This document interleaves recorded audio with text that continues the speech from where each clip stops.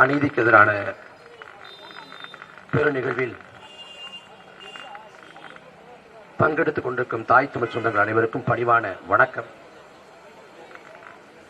India என்பது தேசிய இனங்களின் சிறை கூடாரம் என்கிறார் அண்ணன் பொன்பரப்பி தமிழரசன். இந்தியா என்பது ஒரு துணை கண்டம் என்கிறார் பேரறிஞர் அண்ணா. இன்னைக்கு தமிழ்நாடுங்கிற மாநிலம் இந்தியாக்குள்ள இருந்தாலும் இந்தியா என்பது ஒரு தேசம், தமிழர்களின் தாயகம். இந்த தாயகம் இன்றைக்கு திட்டமிட்டு கலப்பட தாயகமாக மாற்றப்பட்டுக் கொண்டிருக்கிறது. இயல்புக்கு மாறாக அதிகப்படியான வடநாட்டுக்காரங்க தமிழ்நாட்டுக்குள்ள படையெடுத்து வர்றாங்க. ஏறக்குறைய 1 கோடி பேர் தமிழ்நாட்டுக்குள்ள ஊடுருவி வந்துட்டாங்க. வடநாட்டுக்காரங்க வந்தா என்ன பிரச்சனை? அவங்க வர்றாங்க, வந்து வேலை செய்யறாங்க, பொருளிட்டுறாங்க அப்படின்னு நினைக்கலாம். இந்தியாங்கிற நாடு வெள்ளக்காரன் 300 ஆண்டு காலம் அடிமைப்பட்டு கிடந்துச்சு நமக்கு தெரியும். வெள்ளக்காரன் அந்த நாட்டை எப்படி அடிமைப்படுத்தினான்? அவன் துப்பாக்கி முனையில, கத்தி முனையில, எல்லையில ராணுவத்தை குவிச்சு போர் செஞ்சு நாட்டை பிடிக்கல. அவன் வணிகம் செய்ய இந்த நாட்டுக்கு வந்தான். வணிகம் செய்யறப்ப வணிகத்தின் ஊடாக அந்த நாட்டின் பொருளாதாரத்தை கையகப்படுத்தினார். பொருளாதாரத்தை இழந்தவன் நாடு தானாக அறியப்பட்டது. அதே போல தமிழ்நாட்டோட பொருளாதாரம் இன்னைக்கு வடநாட்டுக்காரங்க கையில இருக்குது. அமைப்பு சாரா பணி தொடங்கி, அஞ்சலக பணி தொடங்கி, எல்லா பணிகளிலையும் நீக்க மர இன்னைக்கு வடநாட்டுக்காரங்க நிறைஞ்சு கிடக்கிறாங்க. இந்தியாவிலே மொழிக்காக இந்தியை திணிப்பதை எதிர்த்து போராடி நிலம் தமிழ்நாடு. அந்த தமிழ்நாட்டில் இந்திக்கார ஊடுருவி இன்னைக்கு தமிழ் மக்கள் மத்தியில இந்தியை திணித்துக் கொண்டிருக்க. இதை பத்தி ஆண்ட திமுக, ஆண்ட அதிமுக யாருக்கும் எந்த அக்கறையும் இல்லை, எந்த கவலையும் இல்லை. ஒரு பக்கம் அவன் பொருளீட்டி கொண்டு போறான் அப்படின்னா, இன்னொரு பக்கம் என்னன்னா வடநாட்டுக்காரன் வாக்காளனாக மாறுறான். என்ன சொல்றாங்க? நாம் தமிழர் கட்சி தமிழ்நாட்டில் இருக்கக்கூடிய 233 தொகுதிகளில் கூட நீங்க வெற்றி பெற முடியும், ஆனா எந்த காலத்தையும் துறைமுகம் சட்டமன்ற தொகுதியில வெற்றி பெற முடியாதுங்கிறாங்க. ஏன்னா துறைமுகம் சட்டமன்ற தொகுதியோட வெற்றி தோல்வியை தீர்மானிக்கிறது தமிழர்கள் இல்ல, வடநாட்டுக்காரங்க. தமிழ்நாட்டில் பல தொகுதிகள் அது மாதிரி மாறிக்கொண்டிருக்கிறது. திருப்பூர் தெற்குல பாஜக அதிகப்படியான வாக்களை பெறுவது என்றால் அதுக்கு காரணம் வடநாட்டுக்காரர்களின் வாக்கு. வானதி சீனிவாசன் கோயம்புத்தூர் தெற்குல வெற்றி பெறாங்க. யாரோட வாக்கு? வடநாட்டுக்காரங்க வாக்கு. தமிழ்நாடு முழுக்க குடியுரிமை சட்ட திருத்தத்துக்கு எதிராக போராட்டம் நடக்குது. குடியுரிமை சட்ட திருத்தம் கூடாதுன்னு. ஆனா திருப்பூர்ல மட்டும் அது வேணும்னு போராட்டம் நடக்குது. யாரு போராட்டம் பண்றது பார்த்தா வடநாட்டுக்காரன். எல்லாரும் வந்துட்டேன். வடவர் நம்மவரும் இல்லை, அவர் நல்லவரும் இல்லை என்ற முழக்கத்தை முன்வைத்தவர் அண்ணா. அந்த அண்ணாவில் வந்த திமுக, அண்ணாவை பிரதிபலித்திருக்கக்கூடிய அதிமுக, 2 கட்சிகளும் ஏறெடுத்து பார்க்கிறது. ஒரு காலத்துல ஐயா கருணாநிதி தண்டவாளத்தை தடை வச்சாரு. தொடர்வண்டி வந்துச்சா வரலையாங்கிறது வேற. தடை வச்சாரு. எதுக்காக? வடநாட்டுக்காரன் டால்மியாவோட பேர்ல டால்மியாபுரம்னு கள்ளக்குடிக்கு எப்பறம் பேர் வைக்கலாம் சொல்லிட்டு தண்டவாளத்தை தடை வச்சாரு. ராவின்சன் பூங்காவில் கொட்டுகிற மழையில திமுக தொடங்கப்படுறப்ப வைத்த கோட்பாட்டு முழக்கங்கள்ல ஒண்ணு வடவர் ஏகாதிபத்திய எதிர்ப்பு. தட்சிணாபிரதேசத்தை கூடாது என்று பெரியார் சொன்ன போது வைத்த காரணம் தமிழர் அல்லாதார் உள்ள வந்து வாங்கிறது. ஆனா இன்னைக்கு வடநாட்டுக்காரன் லட்சக்கணக்கா உள்ள வர்றான். அதை பத்தி எந்த கவலையும் இல்லை. அவன் ஒரு பக்கம் பொருளீட்டி கொண்டு போறான்னா, இன்னொரு பக்கம் வாக்காளனாக மாறிக்கொண்டு வர்றான். அவன் வாக்காளனாக மாறி ஒரு தொகுதியோட வெற்றி தோல்வியை தீர்மானிக்கிற காரணியாக மாறி போனால் தமிழ்நாட்டில் ஒருபோதும் தமிழர் அரசியல் இருக்காது. தமிழ்நாட்டின் அரசியல் திசைவழி போக்கு மாறி போகும். அந்த பேராபத்து, அந்த பேரபாயம் இருக்குது. அதை கண்டித்து நாம் தமிழர் கட்சி தொடர்ச்சியாக நாங்கள் போராட்டம் செய்யறோம். எவ்வளவு பெரிய கூத்து, எவ்வளவு பெரிய கொடுமை! தமிழ்நாட்டில் தமிழர்களுக்கு வாய்ப்பு கொடுங்க. தனியார் பணிகள்ல, அரசு பணிகள்ல தமிழ்நாட்டை சேர்ந்த தமிழர்களுக்கு அதிகப்படியான வாய்ப்பு கொடுங்க அப்படின்னு போராட வேண்டிய நிலை. ஏன்னா ஆளக்கூடிய ஆட்சியாளருக்கு அதை பத்தி எந்த கவலையும் இல்லை, எந்த அக்கறையும் இல்லை. இவ்வளவு ஆண்டு காலமா, 60 ஆண்டு காலமா திமுகவும் அதிமுகவும் ஆண்டு நாட்டை குட்டிச்சுவரா மாத்திட்டான். சரி, இந்த தேர்தல ஒரு மாற்றம் வரும்னு பார்த்தா மாற்றம் வரல, நாட்டம் தான் வருது. தமிழ்நாட்டுக்கு பல முற்போக்கு அம்சங்கள் உண்டு, பல வரலாற்று சிறப்புகள் உண்டு. தமிழ்நாட்டுக்கு இந்தியாவிலே தனித்துவம் மிகுந்த நிலம் தமிழ்நாடு என்று சொல்லப்படுது. இந்தியாவிலே அரசியல் புரிதல் கொண்ட மாநிலம் என்று தமிழ்நாடு சொல்லப்படுது. ஆனா அந்த தமிழ்நாட்டில் இந்த தேர்தல் முடிவுகள் தமிழ்நாட்டை பல நூறாண்டு பின்னோக்கி கொண்டு போயிடுச்சு. வடநாட்டுக்காரனை பார்த்து பிற்போக்குத்தனமா இருக்கணும். இன்னைக்கு வடநாட்டுக்காரன் காலித்துப்புறேன், ஆந்திராவில் திரைக்க வச்சு அதிகம். ஆனா பவன் கல்யாண் தமிழ்நாட்டை பார்த்து ஏனதான் பேசாரு. காரணம் என்ன? இந்த தேர்தல் முடிவு. இது தேர்தல் முடிவு இல்ல, விபரீத விபத்து. ஏறக்குறைய 1 கோடி பேரு, 1 கோடி வாக்காள யாரு வேட்பாளர் தெரியாம ஓட்டு போட்டிருக்காங்க. 1 கோடி பேர். எப்படி பாருங்க, வாக்காளருக்கு யாரு வேட்பாளர் தெரியல. தேர்ந்தெடுக்கப்பட்ட அமைச்சருக்கு தன்னோட துறை என்னன்னு தெரியல. சுற்றுலாத்துறையா, சுற்றுச்சூழல் துறையா, எதுவும் தெரியல. தமிழ்நாட்டில் அப்படி இருக்குது. ஆனா கிளம்பி ஆய்வு பண்றேன், ஆய்வு பண்றேன்னு போயிடுறது கடைக்குள்ள. இதுக்கு பேர் அந்த முறுக்கா? இது எப்படி நான் முறுக்கு நம்புறது? இதுக்கு என்ன ஆதாரம்? இது ஆய்வு. ஐன்ஸ்டீன் ஆய்வு பண்ணாரு, பெரிய பெரிய அறிஞர்கள் ஆய்வு பண்ணாங்க. அதெல்லாம் என்ன ஆய்வு? இதுதான் ஆய்வு. தொழில்துறை அமைச்சர், தொழில்துறை அந்த தொழிற்சங்கத்துறை சம்பந்தப்பட்ட அமைச்சர் பரவேசு, அவரு போய் தொழிற்சாலைக்குள்ள ஆய்வு பண்ணணும். உரிய விதிகள் கடைபிடிக்கப்பட்டதா, தொழிலாளர்கள் மதிப்போடு நடத்தப்படுறாங்களா ஆய்வு பண்ணணும். அவர் எங்க போய் ஆய்வு பண்றாரு? மருத்துவமனைக்குள்ள. மருத்துவமனைக்குள்ள போயிட்டு நிற்கிறாரு. அதிகாரிகள் கேட்கிறாங்க, இந்த மாதிரி சிக்கல் இருக்கு, இதெல்லாம் இருக்கு, இதெல்லாம் பண்ணணும் அப்படின்னு பேசுறாங்க, கேட்கறாங்க, எல்லாம் சொல்லிட்டு இருக்காங்க. அவர் திடீர்னு திரும்பி தளபதி போட்டவ காணும், அதை கிழக்க மாட்டேங்க, அதான் புரோட்டோகால்.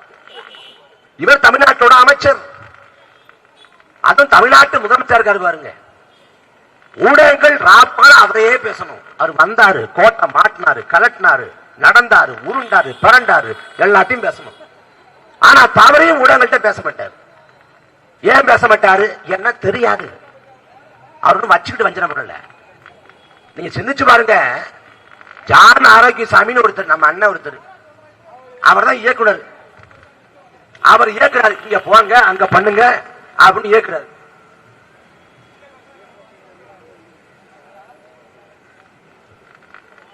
அவர் சொல்லிட்டாரு, நீ யார வேணாலும் சந்தி, ராத்திரி 12 மணிக்கு போய் கேட்க விட்டு, எதை வேணாலும் வெட்டு, தவறையும் ஊடகத்தை சந்திச்சிடாத, மைக்கு விட்டா வாய் திறந்துடாத, உன் கதையை முடிச்சு விட்டுருவாங்க. 4 நாள் சட்டமன்ற கூட்டத்தொடர் நடக்குது. 4 நாள்ல 3 நாள் பார்த்தா பிரெஞ்ச் பட கிளைமேக்ஸ்ல உட்கார்ந்த மாதிரியே உட்கார்ந்துருக்கு. வாயே திறக்கல. என்னடா வாயே திறக்க மாட்டேங்கிறாரு? மௌன வரதமா இல்ல மௌன புரட்சியா அப்படின்னு பார்த்தா 4வது நாள் பார்த்தா திடீர்னு ஆவேசம் வந்துருது. அப்படி செய்யலாம் காட்டுறாரு. என்னன்னு பார்த்தா கொடுத்துட்டாங்க ஸ்கிரிப்ட் பேப்பரை. அதாவது ஒரு தேர்வு நடக்குதுன்னா என்ன வினாத்தாள் அப்படின்னு நமக்கு தெரியாது. நம்ம படிச்சுட்டு போய் அந்த வினாத்தாளுக்கு விடை எழுதணும். ஆனா நம்ம முதலமைச்சருக்கு முதல் நாளே வினாத்தாள் கொடுத்து ராத்திரி விடைத்தாளும் கொடுத்துறாங்க. விடிய விடிய உட்கார்ந்து மனப்பாடம் பண்ணி மண்டைக்குள்ள ஏத்தி ஆவேசமா பேசுறது. மற்றபடி எதை பற்றி எதுவும் தெரியாது. இதுவரைக்கும் தமிழ்நாட்டு ஆண்ட எடப்பாடி பழனிசாமி, ஸ்டாலின், கருணாநிதி, ஜெயலலிதா அவங்க மக்கள் பிரச்சனைகளை பேசினா அவங்க ஏறெடுத்து பார்க்க மாட்டாங்க, அவங்க செவிசாய்க்க மாட்டாங்க, கண்டுகொள்ள மாட்டாங்க, அலட்சியப்படுத்துவாங்க, துச்சமா நடப்பாங்க. அவங்களுக்கு நம்ம அழுத்தம் கொடுக்கணும், நெருக்கடி கொடுக்கணும், அப்பதான் பிரச்சனையை தீர்ப்பாங்க. இவருக்கு முதல்ல பிரச்சனை புரிய வைக்கணும், அதுக்கு பாராட்டணும். இன்னலைன் பர்மிட், உள்நுழைவு சீட்டு அப்படின்னா என்னன்னு கேட்பாரு. அதுக்கு பாடம் எடுத்து அதை புரிஞ்சுக்கிறதுக்கும் தெரிய வாய்ப்பு இல்லை. தமிழ்நாட்டோட கேலி குத்து காண கொடுமை. அவரையும் நம்பி ஓட்டு போடுறாங்க. தூத்துக்குடியில 14 பேர் எடப்பாடி பழனிசாமி அரசு துள்ள துடிக்க படுகொலை செஞ்சது எல்லாருக்கும் தெரியும். அது ஒரு படுகொலை. ஆனா கரூர்ல விஜய் 41 பேரை திட்டமிட்டு கொன்னாது அப்படின்னு யாரும் சொல்லல. எல்லாரும் என்ன சொல்றோம், கரூர் அந்த மரணத்தை பொறுத்த வரைக்கும் விஜய் காலதாமதமா போயிட்டாரு, அந்த காலதாமதம் தான் விபத்துக்கு முதன்மை காரணம் அப்படின்னு பதிவு பண்றோம். அப்ப அந்த மரணங்களுக்கு விஜய் தார்மீக பொறுப்பேற்கணும். ஆனா என்ன சொல்றாரு, எமல பழி போடுறாங்க, எமல பழி போடுறாங்க அப்படின்னு வாயிலே வேகத்தை அடிச்சுக்கிட்டு ஒப்பாரி வைக்கிறது. யாரு பழி போட்டா? அங்க சதி நடந்தது என்று பழி போட்டது நீங்க. இப்ப காவல்துறையை வச்சு கொண்டு குவிச்சுட்டாங்க அப்படின்னு சொல்றது யாரு? ஆதவர்ஜுனா அது ஏட்டு அக்யூஸ்ட். ஆனா ஆலோசனை பேசுறாரு. காவல்துறை கொன்று குவித்ததென்றால் கொன்று குவித்த பொழுதின் போது எங்க போனீங்க? ஏன்டா விட்டுட்டு ஓடி போனீங்க? ஏன் ஓடி போனீங்க? ஒரு மாத காலம் வெளியே வராம ஊடகத்தை சந்திக்காம தலைவர்களா எங்க போனீங்க? எங்க போனீங்க? 41 பேர் செத்து விழுந்தும் கூட அந்த மரணம் விஜய்க்க எந்த குற்ற உணர்ச்சியும் ஏற்படுத்தல. பீஸ்ட்னு படம் நம்ம எல்லாம் பார்த்திருப்போம். அந்த படத்துல ஒரு காட்சி, தொடக்க காட்சி எங்க ஆரம்பிக்குதுன்னா, ஒரு குழந்தை வந்து இறந்து போகுது. அந்த குழந்தையோட இறப்புக்கு தான் தான் காரணம் நினைச்சுக்கிட்டு விஜய் குற்ற உணர்ச்சி அடைஞ்சிடறாரு. அதுக்கு பிறகு உளவியல் நிபுணரை பாக்குறாரு. அங்கிருந்து படம் தொடங்குது, பீஸ்ட் படம்.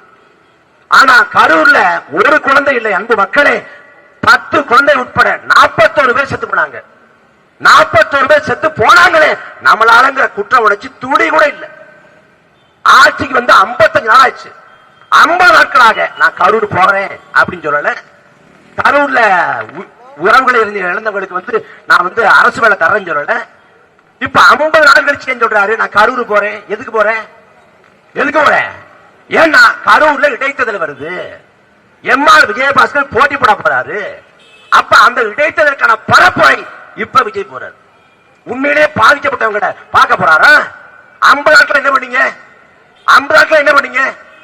வந்த உடனே முதல் இழுத்து பாதிக்கப்பட்ட 41 குடும்பத்தாருக்கும் அரசோடு போட வேண்டியதானே? ஏன் 50 நாள் கழிச்சு? என்ன கேவலம் கட்ட கேடு கட்ட அரசியல். இதுல வழக்க போட்டுருவோம், நாங்க கைது பண்ணிடுவோம். நாங்க என்ன புஷி ஆனந்தா நிர்மல்குமாரா ஓடி ஒழிஞ்சு போறதுக்கு? எவ்வளவு கேவலம் அதல்ல. நீ வழக்க போட்டு எத்தனை வைப்ப? ஒரு 5 பேரை கைது பண்ணிருக்காங்க இந்த தாவேக ஆட்சியில. 5 பேரையும் கைது பண்ணா நீதிமன்றம் சொல்றது வீட்டுக்கு போன அனுப்பிடுது. ஒருத்தன் சிறைக்கு போகல, அந்த லட்சத்தை கைது பண்றாங்க. எவ்வளவு காலத்தின் கோலம் பாருங்க. மக்கள், தமிழ்நாட்டு மக்கள் இப்படிப்பட்ட முடிவெடுக்கிறதா? ஏங்க எதையுமே தெரியாதுங்க, எதுவுமே தெரியாதுங்க அவருக்கு. யாரு வந்தா நாடு நல்லா இருக்கும், யாரு வந்தா எல்லாம் சிறப்பா இருக்கும், யாரு வந்தா நாட்டை சரியா நிர்வாகம் பண்ணுவா, ஆளுகை செய்வா, அதெல்லாம் யோசிக்காம தனக்கு பிடிச்ச நடிகனுக்கு ஓட்ட போட்டுட்டேன். விளைவு வெறும் 55 நாள் தான் இருக்கு. வெறும் 55 நாள், ஏறக்குறைய 2 மாசம். இன்னும் முழுசா 4 ஆண்டு காலம் 10 மாசம் இருக்கு. வச்சு செஞ்சிருவாங்க. அவர் எல்லாத்துக்கும் வசனம் தான். ஏண்டா அந்த விஜய தொட்டம் நினைச்சு நினைச்சு ஃபீல் பண்ணுவீங்க. யாருக்கு? திமுகவுக்கு இல்ல, மக்களுக்கு. ஏண்டா அந்த விஜய்க்கு ஓட்டு போட்டும் நினைச்சு நினைச்சு ஃபீல் பண்ண வச்சிருவாரு. அதுல சட்டமன்றத்தில் பஞ்சலாக்கு. நாங்கள் மக்கள் பணத்தை தொடமாட்டோம், தொடவும் விடமாட்டோம், தொட்டவங்களையும் விட மாட்டோம். என்ன பண்ணுவீங்க? தேடி பிடிச்சு கட்சியில சேர்த்து பொறுப்பு கொடுத்துருவோம். நாங்க தூய சக்தி. என்ன தூய சக்தி? விஜயபாஸ்கர் யாருன்னா? விஜயபாஸ்கர் யாரு? எம்ஆர் விஜயபாஸ்கர் யாரு? விஜயபாஸ்கர் சொத்து வைப்பு வழக்குக்குள்ள குற்றம் சாட்டப்பட்ட ஒரு ஊழல் பேர்வழி. எம்ஆர் விஜயபாஸ்கர் யாரு? அவரும் அப்படித்தான். திமுகவில் அதிமுகவில் இருந்து ஊழல் பண்ணவரை பூரா சேர்த்துக்கிட்டு ஊழலை ஒழிக்க போறாரு அவரு. அதிமுகவில் எவன் ஊழல் பண்ணானோ, MC சம்பத், கடம்பூர் ராஜு, விஜயபாஸ்கர், எம்ஆர் விஜயபாஸ்கர், திருச்சி வளர்மதி, அத்தனை சேர்த்துக்கிட்டு நான் ஊழலை எதிர்க்க போறேன், ஒழிக்க போறேன் அப்படின்னு நாடகம். எப்படி ஒழிக்க முடியும்? எப்படி சாத்தியம்? நீங்க எப்படி தூய சக்தி? நீங்க என்ன சொல்றீங்க? திமுக அதிமுக வாக்கு காசு கொடுத்ததுங்கிறீங்க. நீங்க காசு கொடுக்கலன்னு வார்த்தைக்கு வச்சுக்குவோம். இப்ப திமுக அதிமுக காசு கொடுத்ததுன்னா அதிமுகவை சேர்ந்த சட்டமன்ற உறுப்பினர் ஒரு சட்டமன்ற தொகுதிக்கு குறைந்தது 30 கோடியில இருந்து 50 கோடி வரைக்கும் செலவு பண்ணிருக்காங்க. 50 கோடி செலவு பண்ணி சட்டமன்ற உறுப்பினராகி வாக்கு செலுத்தின மைய அழியறதுக்குள்ள 1 மாத காலத்துக்குள்ள சட்டமன்ற உறுப்பினர் பதவியை ஏன் ராஜினாமா பண்றான்? எதுக்கு? மக்கள் மீது அளவற்ற பற்ற மண்ணாசை, பொன்னாசை, புறநாசையை திறந்துட்டானா எதுக்கு? 50 கோடியை செலவு பண்ணோம். தாவேகாக்கு போனா 200 கோடி கொள்ளையடிக்கலாம் லாபரட்ட கணக்கு. அப்படிப்பட்ட ஆட்களை தாவேகா சேர்த்துக்கிட்டு எப்படி லஞ்சத்தை எதிர்க்க முடியும்? எப்படி ஊழலை ஒழிக்க முடியும்?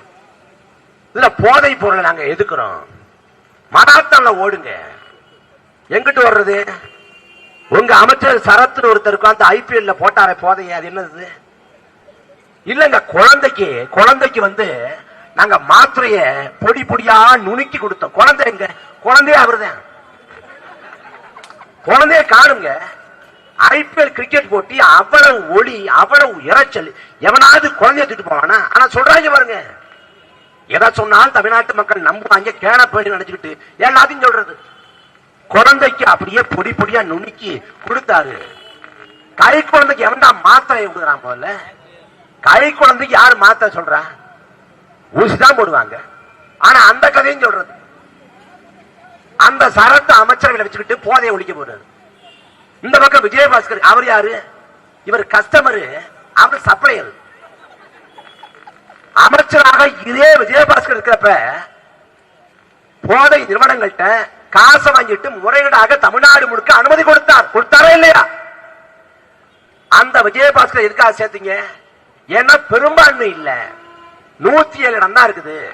அந்த பெரும்பான்மை இடத்தை பிடிக்க யாரு காலையும் பிடிக்கலாம், யாரு கழுத்தையும் நெரிக்கலாம். அந்த எல்லைக்கு தாவேக்கா போகுது. திமுக கொடுத்தது கேடு கட்டாச்சு, கொடுங்கோல் ஆச்சு. ஆனா வரக்கூடிய காலம் திமுகவே பரவாயில்ல, அதிமுகவே பரவாயில்ல நினைச்சு கொண்டாந்து விட்டுருவேன். வெறும் 50 நாளுக்கு இந்த பாடு. 50 நாள்ல தமிழ்நாடு முழுக்க சட்ட ஒழுங்கு சீர்கெடுது. போதைப் பொருட்களின் புழக்கம், பெண்கள் மீதான பாலியல் வன்முறை. கேட்டா சிங்கப்பன் அதிரடிப்படை அமைச்சிருக்கோம். என்ன ஒரு சிங்கப்பன் அதிரடிப்படை? அந்த ஒரு படத்தை சொல்லுவார்ல, ஸ்னேகா அந்த பேர்லாண்டா விழுந்துட்டேன்னு. அந்த மாதிரி சிங்கப்பன் அதிரடிப்படை. சிங்கப்பன் பரவாயில்லையே, அதிரடிப்படை பரவாயில்லையே. ஆனா உண்மையிலேயே விஜய் மாதிரி அதுவும் கம்மி. ஏன்னா சிங்கப்பன் அதிரடிப்படை அதோட வேலை என்ன? அவங்க வேலை என்ன? அவங்க ரோந்து போவாங்க. ரோந்து போறப்ப இந்த பேருந்து நிலையம் இருக்குதா, அங்க குற்றம் நடக்குதா, குறுக்க புந்து தடுப்பாங்க. இல்ல குற்றவாளி காணா பிடிச்சு காவல் நிலையத்தில் ஒப்படைப்பாங்க. அவ்வளவுதான். காவல் நிலையத்தில் ஒப்படைக்கப்பட்ட பிறகு வழக்கு போடுதா விடுவிக்கப்படுதாங்கிறத அவங்க தீர்மானிக்க முடியாது. ஏன்னா அவங்களால வழக்கு போடவோ, புலனாய்வு செய்யவோ, விசாரணை செய்யவோ எந்த அதிகாரம் இல்ல. அதிகபட்சமா ரோந்து போகலாம், வாகனத்துல ரோந்து போகலாம். இந்த ரோந்து போறதுக்கு ஏற்கனவே அம்மா பெட்ரோல்ங்கிற ரோந்து படம் இருக்குது, பிங்க் பெட்ரோல்ங்கிற ரோந்து படம் இருக்குது. அது என்ன செஞ்சோ அதான் இது பண்ண போகுது. மொத்தமா தமிழ்நாட்டில் பெண்களோட மக்கள் தொகை 4 கோடி. ஆனா சிங்கப்பூர் அதிரடிப்பட 2565 பேர். அதை மேலும் விரிவாக்கம் பண்ணாலும் 5000 பேர். 5000 பேரை ரோந்து பக்கம் வச்சு 4 கோடி பெண்களை காப்போம். தமிழ்நாட்டோட நிலப்பரப்பு எவ்வளவு பெருசு? உலகத்தில் இருக்கக்கூடிய சுதந்திரம் பெற்ற 100 நாடுகளை விட பெரிய நிலப்பரப்பை கொண்டது தமிழ்நாடு. இங்கிலாந்து நாட்டுக்கு நிகரான நிலப்பரப்பை கொண்டது தமிழ்நாடு. அந்த தமிழ்நாட்டில் 5000 பேரை வச்சு ரோந்து போய் நான் பெண்களோட பாதுகாப்பை உறுதிப்படுத்தணும்னு விஜய் சொல்றாருன்னா, இதெல்லாம் படத்துல நடக்கலாம், நிஜத்துல நடக்க வாய்ப்பு இல்லை. வீதிக்கு வீதி டாஸ்மாக் கடை, அந்த மதுபான கடையை மூட துப்பு இல்ல. திமுக மதுபான கடை நடந்துச்சு, அதிமுக மதுபான கடை நடந்துச்சு. நாங்க மாற்றம்னு வந்தீங்களே, மதுபான கடையை மூட வேண்டியதானே? ஏன் மூடல? என்ன மூட மாட்டார்கள். இது திமுகவுக்கு அதிமுகவுக்கு மாற்று இல்ல. திமுக அதிமுக பண்ணதை இன்னும் வீரியமா பண்ணுவான். அவனாவது கொஞ்சம் நாடகம் போடுவான், வேடம் போடுவான். இவன் குற்றம் பண்ணிட்டு கூச்சமே இல்லாம தெரியுவான்.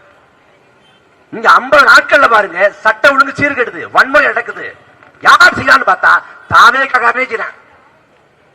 விதவை பெண்ணு ஒருத்தவங்க, அந்த பெண்ணு வீட்டுக்குள்ள ஒரு தாவேக்கா நிர்வாகி போய் புந்துட்டான்.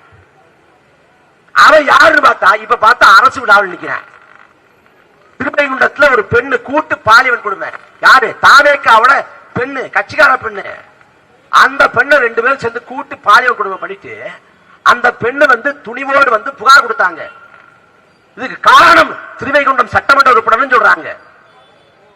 ஆனா இதுவரை அந்த திருவைகுண்டம் சட்டமன்ற உறுப்பினர் சரவணன் மேல எந்த நடவடிக்கையும் இல்லை. ஆனா புகார் சொன்ன பண்ண கட்சி பண்ணிக்கிட்டாங்க. எவ்வளவு பெரிய மாற்றம்! நான் மாமனா இருப்பேன், நான் அண்ணனா இருப்பேன், இதெல்லாம் மேடைக்கு சொல்றது. நீ என்ன புரட்சிகரமான திட்டத்தை வச்ச? அண்ணன் சீர்திட்டம், மாம சீர்திட்டம், நாத்தா திட்டம், ஓப்படியா திட்டம், இதுவா திட்டம்? தமிழ்நாட்டின் மக்கள் தொகை எவ்வளவு பெருசு? தமிழ்நாட்டோட நிதி சுமை எவ்வளவு? திமுக அதிமுக ஆட்சி காலத்தில் நிதி சுமை ஏறிடுச்சு. அப்ப வந்தா திமுக போல அதிமுக போல இலவசம் தரமாட்டேன், மக்கள் வாழ்க்கை தரத்தை உயர்த்துவேன், வாழ்வாதாரத்தை மேம்படுத்துவேன்னு நீங்க திட்டங்களை கொண்டு வந்தா சரியானது. பிறக்கிற குழந்தைக்கு நான் மோதிரம் போடுவேன், மோதிரம் போட்டு என்ன பண்ண போறேன்? மோதிரம் இந்த பக்கம் மாட்டவனே அந்த பக்கம் கழிட்டு போய் டாஸ்மாக் வச்சுக்குவேன். அப்ப என்ன பண்றது? இது எப்படிப்பட்ட ஆட்சி பாருங்க, எப்படிப்பட்ட நிர்வாகம் பாருங்க. ஆனா என்ன வேணாலும் தளபதி அப்படிலாம் இல்லைங்க. பெரம்புரிக்கு ஏங்க வரல? அவரு மாறு வேஷத்துல போயிட்டு இருக்காரு. எங்க மாறு வேஷத்துல வேற எங்கேயாவது வர்றா? இங்கே வர போறாரு மாறு வேஷத்துல? எங்க வர போறாரு? தன்னை பார்க்க வந்தவன் செத்து விழுந்தப்பவே விட்டுட்டு ஓடி போனவர் தான்டா விஜய். வேற என்ன? தமிழ்நாட்டில் நடக்காத கேலி கூத்தா பரப்புரைக்கே போகாத ஒரு ஆளுக்கு ஓட்டம் போட்டுருக்காங்க. பரப்புரைக்கே போகல, எல்லாரும் பரப்புரை பண்ணா இவரு பரப்புரை ரத்து பண்ணி இருந்தார். அனுமதி வாங்குறது ரத்து பண்றது, அனுமதி வாங்குறது ரத்து பண்றது, எங்களை முடக்குறாங்க, ஒடுக்குறாங்க, சுருக்குறாங்கிறது. திருச்சியில் பேசினாரே விஜய், ஒட்டுமொத்தமா அங்க வாக்கு செலுத்தின மக்கள், விஜய்க்கு வாக்கு செலுத்தின மக்கள் 93,000 பேர். ஆனா விஜய் நன்றி தெரிவிப்பு கூட்டத்தில் அனுமதிக்கப்பட்ட மக்கள் 5,000 பேர். உலகத்தை நன்றி தெரிவிப்பு கூட்டத்தில் நிபந்தனை போட்டு இவ்வளவு பேருக்கு தான் நன்றி சொல்லுவேன், அவ்வளவுதான் இருக்கு. இப்படிப்பட்ட தலைவர் எந்த கணக்கில் வச்சாலும் எப்படி பார்த்தாலும் தலைவனாவும் ஏத்துக்க முடியல, முதலமைச்சராகவும் ஏத்துக்க முடியல. தூங்கிட்டு இருக்க தூக்கி தூக்கி போடுது. ஐயோ, தமிழ்நாட்டின் முதலமைச்சர் விஜயா இருக்கிறதா ஏதாவது கிணத்துல ஏதாவது குதிச்சலாமாடான்ட்டு எவ்வளவு கேவலமா இருக்கு. வெளிநாட்டில் வாழக்கூடிய சொந்தங்கள்லாம் அந்த நாடுகளை பார்த்துட்டு, அந்த நாட்டின் தலைவர்களை பார்த்துட்டு தமிழ்நாட்டுக்கு வரலாம்னு நினைச்சவன் போற டிக்கெட்டை கேன்சல் பண்ணிட்டான். இனிமே அங்க போய் ஒன்னும் நம்ம கிழிக்க போறதில்லை, நாடு கெட்டு சீரழிஞ்சு போக போகுதுன்ட்டு. எதை பத்தியும் எந்த கவலையும் இல்லை, எதை பத்தி எதுவும் தெரியவும் தெரியாது. சட்டமன்றத்தில் பேசுறதுக்கு எழுதி தரணும். முதலமைச்சரோட துறை வந்து சட்ட ஒழுங்கு, உள்துறை அமைச்சரும். அதுல கேள்வி கேட்டா அந்த பக்கம் தெரிவிக்கிறார், இந்த பக்கம் பார்த்தா இந்த பக்கம் தெரிவிக்கிறார். அவர் வாய் திறக்க மாட்டேன். அது அமைச்சரை பாருங்க, ஆதரவு அர்ஜுனா, புசி ஆனந்த். தமிழ்நாட்டில் எப்படிப்பட்ட தலைவர்கள் சட்டமன்றத்துக்கு போயிருக்காங்க. பேரறிஞர் அண்ணா, பெருந்தலைவர் காமராசர், பெருந்தகை ஜீவானந்தம், கன்னியமிகு காகிதம் இல்லத்து, பெருமகன் சங்கரையா போன்ற அரும் பெரும் தலைவர்கள் இருந்த சட்டமன்றத்துக்குள்ள புசி ஆனந்த், ஆதரவு ஒரு அறவேக்காடு. அந்த பக்கம் விஜய் எதுவுமே தெரியாம அவர் பாட்டு உட்கார்ந்துக்கிறாப்புல. என்ன சொல்லி தொலைக்கிறது? அவர் கோட்டை போட்டு அப்படியே ஸ்டைலா இருக்காரு பாருங்க, இந்த லுக்ல பாருங்க, செம்மையா இருக்காருங்க. என் அன்பு சொந்தங்களே, தமிழ்நாட்டை வந்து பலபடி உயர்த்தியது பெருந்தலைவர் காமராசர். காமராசர் வந்து தோற்றம் வந்து வசீகரமான தோற்றம் கிடையாது, கரிஸ்மாட்டிக் கிடையாது, முகம் பொலிவோடு இருக்காது. அவர் வந்து கடைசி வரைக்கும் கதர் வெட்டி கதர் சட்டை தான் போட்டாரு. வெளிநாட்டு காமராசர் போக வேண்டிய சூழல் வருது முதலமைச்சராக. அங்க வந்து குளிர் பிரதேசம். அப்ப காமராசரால குளிர் தாங்க முடியாதுங்கிறதுனால காமராசருக்காக பிரத்யேகமாக கோட்டு சூட்டு தைக்கப்படுது. ஆனா காமராசர் கோட்டு சூட்டு போட்டு போகல, இதே வேட்டு சட்டையோட போயிட்டாரு. நீங்க விருதுநகர்ல போய் காமராசர் இல்லத்தை பாத்தீங்கன்னா காமராசருக்காக தைக்கப்பட்ட கோட்டு சுட்டு காமராசர் போறதுன்னு போட்டிருக்கு. அந்த காமராசர் மக்கள் தலைவன், மக்களுக்காக வந்து 9 ஆண்டு காலம் பொற்கால ஆட்சி கொடுத்த காமராஜர் ஆட்சியில தான் கல்வியில வந்து மறுமலர்ச்சி, உட்கட்டமைப்பு உருவாக்கம், விவசாயத்துல மிகப்பெரிய மாற்றம், எல்லாமே காமராஜர் ஆட்சி காலம் தான். தொழில்துறையில புரட்சி, எல்லாமே காமராஜர் ஆட்சி காலம் தான். இன்னைக்கு என்ன நடக்குது? எதை பத்தியும் தெரியாத ஆட்கள்கிட்ட நிர்வாகத்தை கொடுத்துட்டோம். திடீர்னு பார்த்தா தமிழ்நாட்டுக்கான டெல்லி சிறப்பு பிரதிநிதி யாருன்னு பார்த்தா ஜனநாயக பட ப்ரொடியூசர் வெங்கட்டாளன் ஒருத்தர் வர்றாரு. நாம கேட்கிறோம், எங்க தமிழ்நாட்டை சாராத கர்நாடகத்தை சேர்ந்த ஆளை எங்க நியமிச்சீங்க அப்படின்னு கேட்டா அமைச்சர் நிர்மல்குமார். அவர் வந்து கர்நாடகா கிடையாது, ஆந்திரா. எந்த கர்மம் வந்தா என்னடா? அவர் வந்து ஆபத்து சமயத்துல உதவியா இருந்தார். என்ன ஆபத்து சமயம்? கஜா புயலப்ப, ஒக்கி புயலப்ப, நிவர் புயலப்ப, சென்னையில வெள்ளம் ஏற்பட்டப்ப மக்களுக்காக உதவி பண்ணாரா? மக்களுக்காக நின்னாரா? என்ன பண்ணாரு? படத்தை வெளியிடாதப்ப காசை கேட்காம இருந்தாரு. அப்ப என்ன பண்ற? புசியானந்த கட்சி பொறுப்பை நீக்கி விட்டுட்டு வெக்கண்டான போட்டு விடு, இல்ல விஜய தலைவர் பொறுப்புல இறக்கி விட்டு வெங்கட்டான போடு, கட்சி பொறுப்புல போடு. யார் கேட்க போறா? தமிழே தெரியாதவன் தமிழ்நாட்டுக்கான பிரதிநிதியா? காவிரி ஆற்றின் குறுக்கே மேகதாட்டில் தடுப்பணை கட்டணமா கூடாதா? வெங்கட்நாதனின் கருத்து என்ன? வெங்கட்நாதனின் பார்வை என்ன? இவர் சொல்றாரு, தங்கை குறிப்பிட்டது போல ஊரா விட்டு நெய்யில உங்க வீட்டுக்கு ஸ்வீட் செய்யாதீங்க ப்ரோங்கிறது. நீங்க சோறே ஊரா விட்டு நெய்யில சாப்பிடுறது. கேவலம் தமிழ்நாட்டுக்கு பிடிச்ச அலங்கோல நில ஓட்ட கொண்டு அவங்கள்ட்ட போட்டுட்டு இன்னைக்கு பிரச்சனைக்கு நம்ம வீதியில் இன்னும் போராட வேண்டியிருக்கு. அண்ணன் சீமானாவது வெற்றி பெற்றுக்கலாம். இப்ப சொல்றேன், பரதேசி யாரா சட்டமன்றத்தில் பேச போற? அவர் அப்பாவை காணுங்கிறாரு, இவர் மனைவியை காணுங்கிறாரு. ஆனா சட்டசபையில மக்களுக்கான பிரச்சனைகள் பேசப்படவே காணுமே. ஏன்னா எந்த பிரச்சனையும் பேச திமுகவுக்கு தார்மீகம் இல்ல, அருகதை இல்ல. எல்லா பிரச்சனையும் தொடக்கம் திமுக. அதனால பிரச்சனையை திமுக பேச மாட்டான், மக்கள் பிரச்சனையை பேச மாட்டான். தபேகாரனுக்கு அது தெரியாது. அதிமுக உட்கட்சி பிரச்சனையை சமாளிக்க முடியல. அப்ப மக்கள் பிரச்சனை பேசப்படாத சட்டமன்றமாக தமிழ்நாடு சட்டமன்றம் இருக்கு.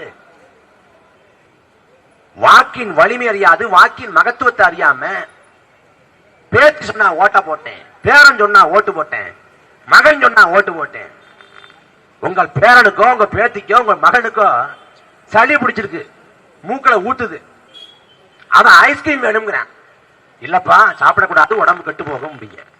இல்ல வேணும் அப்படின்னு அழுதான்னா தலையில ஒரு போட போட்டு போட அப்படின்னு அவனதான் அவனோட புரிதல் இருக்கும். 18 வயசை தாண்டானா அவனுக்கு வாக்குரிமை. ஆனா பேரன் சொன்னா, பேட்டு சொன்னா, மகள் சொன்னா, மகன் சொன்னான்னு ஓட்ட போட்டுட்டு நீ கரண்ட் வேலையா எப்படி வரும்? தளபதி வாழ்க்கைன்னு சொல்லிட்டு படுத்துங்க, அவ்வளவுதான். நான் விஜய்க்கு விசிறினா இப்ப கரண்ட் எல்லாம் விசிறிய வச்சு விசிறிருக்கேன். அதுவும் மின்சாரம் போகுது. காரணம் சொல்றாங்க உருப்படியா? அதாவது பீஸ் கையில புடிங்கிட்டு போயிடுறாங்க. ஓ எப்ப பிடிக்கிறாங்க? காலையில பிடிங்கிட்டு போயிடுறாங்க. கரண்ட் எப்ப போகுது? அது ராத்திரி போகுது. இல்ல கரண்ட் விட்டு விட்டு போகுது. எப்படி புடிங்கிட்டு அங்கே உட்காந்து மாட்டி மாட்டி வாழ்ந்துட்டு இருப்பானா?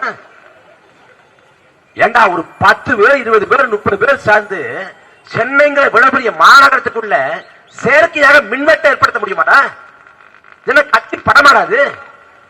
கத்தி படமா சர்க்கார் படமா? என்ன காரணம் எவனுக்கும் தெரியல. காரணம் எப்படி சொன்னா தெரியல. சாட்சி பில்ல போட்டு என்ன காரணம் சொல்லலாம் சொல்லு அப்படின்னு போடுறேன். அது இதெல்லாம் சொல்லுன்னு சொல்லுது. அடுத்த நாள் போய் குறுக்குல போட்டு கேட்கறது, நீ ஏதாவது சொல்லு. அந்த ஏஐடெக் காரணத்தை வாங்கிக்கிட்டு மக்கள்கிட்ட போய் இந்த மாதிரி பிரச்சனை இருக்குது, அந்த மாதிரி பிரச்சனை இருக்குது, எல்லாரும் கூத்து. ஊடகங்கள் எப்போதும் விஜய பேசுது, அவர் இப்படி பண்றாரு அப்படி பண்றாருன்னு. ஆனா கட்சி தொடங்கி 2 ஆண்டு காலத்துல ஊடக சந்திப்பு நிகழ்த்தவே இல்லை. ஊடகங்கள் கேட்கக்கூடிய கேள்விகளுக்கு முகம் கொடுத்து பதில் சொல்ல தயாரா இல்லை. நீ சிந்திச்சு பாருங்க, கத்தி படத்துல சம்பந்தா நிக்கிறாங்க பக்கத்துல, அவர் டான்ஸ் ஆட போகல, 20 நிமிஷம் பேசுறாப்புல. 2G காத்திரையை ஊழ செஞ்ச ஊர் இது அப்படின்னு பயங்கரமா பேசுறாரு. சர்க்காரு அங்கேயும் பிரஸ் மீட், மெர்சல்ல கைது பண்ணிடுறாங்க, கையில கைவிலங்கு போடுறாங்க, அப்பையும் பிரஸ் மீட். ஆனா நிஜத்துல எந்த மீட்டும் இல்ல. நாடு கெட்டு குட்டிச்சுவரா மாறப்போகுது. 5 ஆண்டு காலம் மக்கள் கொஞ்ச பாடலாம் படப்படுறதில்லை, அவ்வளவு பாடுபட போறோம். ஆனா எல்லாத்துக்கும் ஒரு கதையை சொல்லுவான், ஒரு கட்டுக்கதையை சொல்லுவான். ஏன்னா பொய் பித்தநாட்டத்துல ஆட்சியை பிடிச்சான். கரூர்ல திட்டமிட்டு கொண்டுட்டாங்க, அவரை முடக்க சதி பண்றாங்க, அவரை ஒடுக்க சதி பண்றாங்க அப்படின்னு சொல்லிட்டு 41 சாவு இந்த நொடி வரைக்கும் அங்க இருக்கக்கூடிய யாருக்கும் வழியை தரல, விதையை தரல. அதை வச்சு ஒரு கேவலப்பட்ட அரசியல், கரூர் மானத்தை வச்சு அரசியல். வரலாற்றில் பார்க்காத கூட்டம் தமிழ்நாட்டு ஆழ்ந்து, வரலாற்றில் பார்க்காத ஒரு கேடுகட்ட கூட்டம். ஒவ்வொருத்தரும் அக்யூஸ்ட். மரியவன்சன் ஒரு அமைச்சர், அவர் பார்த்தா புதுச்சேரியில சொந்த தம்பி அடிச்சுக்காரு, அடிச்சு இங்க 10 வருஷம் உட்காந்துருக்காப்ல. அன்பு சொந்தங்களே, எல்லா பிழைகளையும் தவறுகளையும் மக்கள் தான் பண்றோம். இந்த நாட்டில் நடைபெற்ற முதல் பொது தேர்தலில் எல்லோருக்கும் வாக்குரிமை இல்லை. யாரு படிச்சவங்களோ, யாரு பட்டதாரியோ, யாரு மிராஸ்தாரோ, யார் நிலக்கிழாரோ, யார் செல்வந்தரோ அவங்களுக்கு மட்டும்தான் வாக்குரிமை இருந்துச்சு. அப்படி போராடி பெற்ற உரிமை வாக்குரிமை. முதல் பொது தேர்தலில் பெண்களுக்கு சுத்தமான உரிமை கிடையாது. நாம் சுதந்திரம் போராடி பெற்றது போல வாக்குரிமைக்கு ஒரு போராட்டம் செஞ்சோம். அந்த வாக்குரிமை தான் 5 ஆண்டுகால வாக்கை தீர்மானிக்குது. தவறான ஒருத்தருக்கு வாக்கு செலுத்திட்டீங்கன்னா, நான் தவறு பண்ணிட்டேன்னு அதை உணர்ந்து திருத்தறதுக்கு 5 ஆண்டு காலம் தேவைப்படும். அந்த 5 ஆண்டு காலத்துல நாட்டையே முடிச்சு விட்டுருவேன். திமுக அதிமுக ஆட்சி காலத்துல வனக்கொள்ளை நடந்தது, மனக்கொள்ளை நடந்தது, கனிம வளங்கள் பக்கத்து மாநிலங்களுக்கு ஏற்றப்பட்டது. தாவே காட்சி என்ன? அதேதான் திமுக அதிமுக ஆட்சி காலத்துல கமிஷன் கரப்ஷன் அதேதான் இப்பயும். அப்ப பாட்டிலுக்கு 10 ரூபாய் வாங்கினா இப்ப ஒரு பாட்டு பாடி ஏற்றி விட்டு 20 ரூபாய் மாத்திட்டான். எந்த மாற்றம் இல்லையே. நெல் கொள்முதல் நிலையங்கள் அதே போல 40 ரூபாய் வாங்கிட்டு இருக்கேன். எந்த மாற்றம் இல்ல. ஒரே ஒரு மாற்றம், வேட்டி சட்டை போட்டிருந்தாரு ஒரு தடுப்ப, இப்ப கோட்டு, அதுல பெருமிதப்பட்டுக்க வேண்டியது. அதை தாண்டி எந்த மக்கள் பிரச்சனையும் தீர்க்கப்பட போறதில்லை. தமிழ்நாடு ஒரு அடி முன்னோக்கி நகர போறதில்லை. பல நூற்றாண்டு பின்னோக்கி போக போகுது. தமிழ்நாட்டில் எப்படிப்பட்ட கேடுகட்ட ஆட்சியாளர் ஆண்டாலும் குறைந்தபட்சம் மக்களுக்கு உண்டு, ஒரு அரசியல் புரிதல் உண்டு, ஒரு அரசியல் பார்வை உண்டு. அவங்க பகுப்பாய்வு பண்ணி வாக்கு செலுத்துவாங்க அப்படின்னு ஒரு பார்வை இருந்துச்சு. எல்லாத்தையும் உடைச்சு நொறுக்கி ஒரு நடிகை வந்தா ஓட்டு போட்டுவான்னு ஒரு நிலையை உருவாக்கி விட்டு விஜய் மட்டும்தான் வந்திருக்காரு. இன்னும் பல பேர் தயாரா இருக்கான் திரைத்துறைந்து வர்றதுக்கு. ஒருத்தர் நான் வர்றதா இல்லையான்னு மக்கள்கிட்ட கேட்டு வர்றேங்க. நான் திருச்சி கிழக்குல நிக்கல, ஆனா நீங்க ஃபீல் பண்ணாதீங்க. நாங்க எதுக்கு ஃபீல் பண்ண போறோம்? நீங்க ஒன்னும் ஃபீல் பண்ணாதீங்க, நான் வந்துருவேன். ஒரு பக்கம் நான் லாரன்ஸ், இன்னும் பல பேர் கனவு தர்றேன். நம்மளும் தமிழ்நாட்டில் முதலமைச்சர் ஆயிடலாம். இவ்வளவு ஈஸியா இருக்கு. பிரச்சாரத்துக்கும் போக தேவையில்லை, போராடவும் தேவையில்லை, பிரஸ் மீட்டும் தேவையில்லை, பொதுக்கூட்டத்தில் சொந்தமாகவும் பேச தேவையில்லை. இவ்வளவு எளிதாக இருக்கு முதலமைச்சர் ஆகிறது அப்படின்னு பல பேர் முடிவு பண்ணிட்டாங்க. இந்த பெரம்பூர் தொகுதி வரலாற்றுல ஒரு பெரிய கரை தான். தமிழ்நாட்டுக்கே போட்டாங்கன்னா கூட பெரம்பூர்ல தோக்கடிச்சிருக்கணும், பெரம்பூர்லயும் தோக்கடிச்சிருக்கணும், திருச்சி கிழக்குலையும் தோக்கடிச்சிருக்கணும். மக்கள் சந்திப்பே கிடையாது, மக்கள் போராட்ட களங்கள் நிக்கிறது கிடையாது. திமுக எதிர்த்தாரு விஜய். திமுக எதிர்த்தாருன்னா கடந்த 5 ஆண்டு காலத்துல 2.5 ஆண்டு காலம் கட்சி தொடங்கி இருந்தார். அந்த 2.5 ஆண்டு காலத்துல எத்தனை போராட்டங்களை திமுக கடந்த காலத்தை விஜய் எடுத்தாரு? ஒண்ணும் இல்ல. எத்தனை போராட்டங்கள்ல தன்னடிச்சு அடைபட்ட போராட்டங்கள்ல பங்கெடுத்தாரு? அப்பயும் ஒண்ணு இல்ல. இப்ப திமுக நிர்வாகத்துக்கு மாற்றாக எந்த நிர்வாகத்தை கொடுக்க போறாரு? இப்பயும் ஒரு மாற்றம் இல்ல.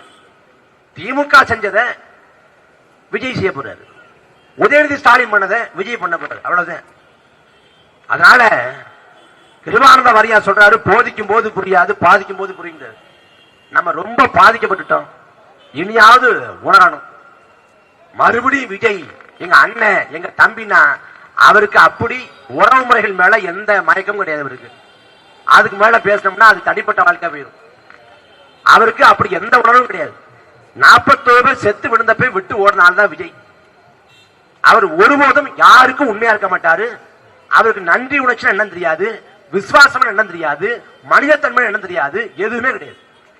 நீங்க திரைப்படத்துல பாக்குற விஜய் வேற, நிஜத்துல பாக்குற விஜய் வேற. அதை நீங்க உணர்றதுக்கு இன்னும் கொஞ்சம் காலம் பிடிக்கும்.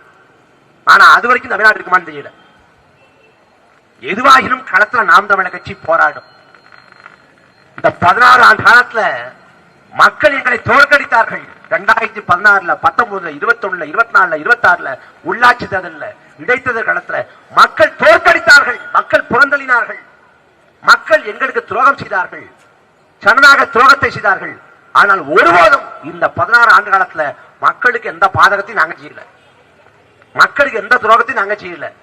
ஒரு மக்கள் விரோத திட்டத்தை ஆதரிக்கவும் இல்லை, மக்களுக்கு கேடு விளைவிக்கக்கூடிய ஒரு செயல்பாட்டை நியாயப்படுத்தவும் இல்லை. முழுக்க முழுக்க 16 ஆண்டு கால மக்களுக்கு நிற்கக்கூடிய கட்சி நாம் தமிழர் கட்சி. திமுக ஆட்சி காலத்துல போராடணும், அதிமுக ஆட்சி காலத்துல போராடணும், தாவேக ஆட்சி காலத்தையும் போராடணும். உங்கள் வாக்கை சரியான முறையில் செலுத்தியிருந்தா நாம் போராட வேண்டிய நிலை இல்லை. எல்லாமே நம்ம தேடி வந்திருக்கோம். ஆனா தவறான கையில அதிகாரம் போயிட்டதால மறுபடியும் போராட வேண்டிய நிலைக்கு தள்ளப்பட்டிருக்கும்.